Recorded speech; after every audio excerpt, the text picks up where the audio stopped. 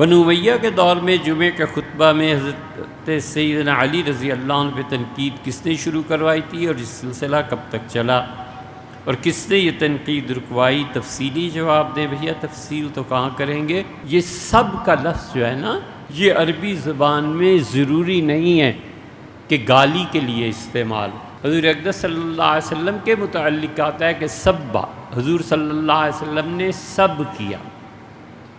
سبا کا مطلب ڈانٹنا بھی ہے، سبا کا مطلب برا بھلا بھی کہنا ہے، سبا کا مطلب گالی بھی دینا ہے، جو ہمارے معاشرے میں رائج ہے۔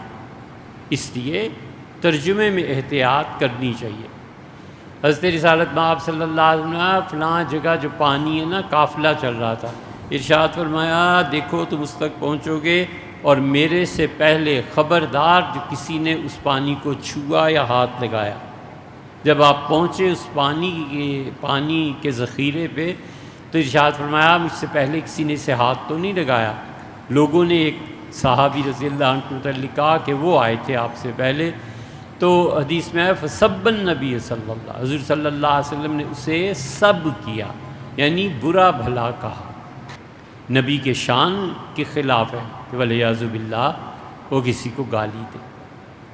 حضور اقدس صلی اللہ علیہ وسلم مسلم میں آتا ہے، خود دعا فرمائی کہ اللہ میں نے کسی کو بھی کبھی سب کر دیا ہے، برا بھلا کہہ دیا ہے، تو پروردگار میری بد دعا کو اس کے حق میں قبول نہ فرما، بلکہ اتنا ہی اسے رحمتوں سے نواز، میری بد دعا کو بھی دعا بنا دے۔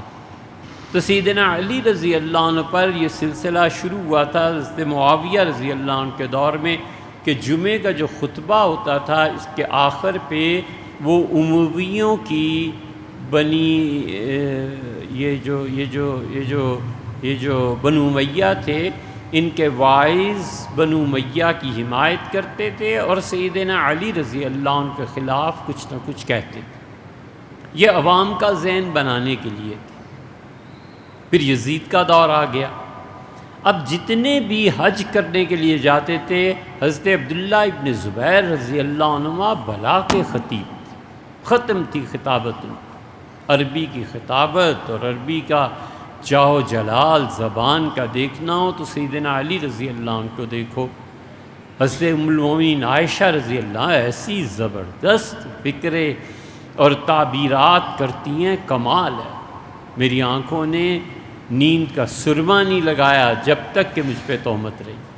کمال کی تعبیرات۔ یہ ان کے بھانجے تھے، یہ بھی کمال کے خطیب تھے۔ ایک لفظ آ جائے ان کے خطبے میں دوبارہ وہ لفظ نہیں بولتے تھے، اتنے زبردست۔ تو یہ عرفات میں، مینا کے خطبات میں، حرم شریف کے خطبات میں بنو امیہ کے خلاف ذہن بناتے تھے۔ انہوں نے کیا کیا کہ بیت المقدس کو اتنا ہی سنوارنا شروع کیا کہ بیت اللہ کے مقابلے میں لوگ بیت المقدس کی طرف آئیں، لیکن کون آتا تھا؟ تو یہ سلسلہ سیاسی طور پر جاری تھا۔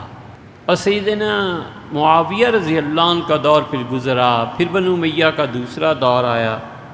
حضرت سعد رضی اللہ عنہ سے بھی درخواست کی گئی تھی، یہ صحیح مسلم میں آتا ہے، ہم تاریخ پہ نہیں جا رہے، ہم تو حدیث کے ضمن میں بات کر رہے ہیں۔ سعد رضی اللہ عنہ نے منع کر دیا، حضرت معاویہ رضی اللہ عنہ نے بیت اللہ کو کھلوایا اور دونوں بزرگ اندر تشریف لے گئے اور سیاست پہ بات چیت ہوئی۔ تو سعد رضی اللہ عنہ کہا میں کبھی بھی علی کو برا نہیں کہوں گا۔ رسول اللہ صلی اللہ علیہ وسلم نے 3 چیزیں فرمائی ہیں، کاش میں سعد ہوں ایک چیز مجھے مل جاتی۔ اپنی بیٹی کے لیے انہیں منتخب فرمایا ہے۔ خیبر میں فرمایا تھا کہ اللہ اور رسول صلی اللہ علیہ وسلم جس سے محبت کرتے ہیں کل صبح اسے جھنڈا دیا جائے گا۔ اور تیسرا ان کا وصف بھی بیان کیا۔ یہ ساری باتیں ہوتی رہیں، ان کا میں معاویہ کبھی بھی علی رضی اللہ عنہ کو کے خلاف کچھ نہیں بولوں۔ اور اسی لیے شعبی، حسن بصری، یہ خطیب جب جمعے کی باتیں کرتے تھے سیدنا علی رضی اللہ عنہ کے خلاف تو آپس میں ایک دوسرے سے باتیں کرنے لگتے تھے کہ سنیں ہی نہ۔ امیر المومنین رضی اللہ عنہ کی شان بہت بلند تھی، حتیٰ کہ عمر بن عبدالعزیز رحمۃ اللہ علیہ آئے ہیں تو انہوں نے بنو امیہ کو اس سلسلے سے منع کیا، اور عمر بن عبدالعزیز رحمۃ اللہ علیہ بہت زیادہ احترام کرتے تھے اہل بیت کرام رضی اللہ عنہ کا۔ بیٹھے ہوئے تھے، لوگ بیٹھے ہوئے تھے، اجلاس کوئی ہوگا تو پرچی آئی کہ فاطمہ ملنے کے لیے آئی ہیں۔ تو فرمایا کون فاطمہ؟ تو اس سے کہا فاطمہ بنت حسین بن علی رضی اللہ عنہ۔ ایک دم سے گھبرا کے اٹھ کے تیز تیز چلے، گویا دوڑے، جا کے دروازے پر ملے اور بالکل عاجزی سے کہنے لگے میرے لیے کیا حکم ہے؟ انہوں نے کام بتایا، فرمایا کبھی بھی نہ آئیں، آپ حضور صلی اللہ علیہ وسلم کی نواسی ہیں، کبھی آپ نہ آئیں، میں اپنا غلام بھیج دیا کروں گا، کوئی کام ہو لکھ کے بھیج دیں، پیغام بھیج دیں، مگر آپ تشریف نہ لائیں۔ اتنا احترام تھا ان کا۔ عمر بن عبدالعزیز رحمۃ اللہ علیہ نے اسے منع کیا تھا، اب اس جواب پر تنقید کرتے رہو، جو مرضی کرو، حدیث کی کتابیں کھولو، فتح الباری اور وغیرہ وغیرہ، سب میں یہی آخر پہ پہنچ کے یہی نتیجہ نکلے گا۔